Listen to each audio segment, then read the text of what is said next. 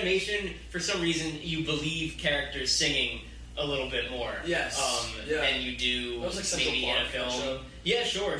Yeah. You know, I think that was really, that was kind of how Howard Ashman really, helped Disney out in the 80s and 90s to say, like, hey, we can revamp these films and the storytelling the way you kind of did with Pinocchio and Snow White back in the heyday.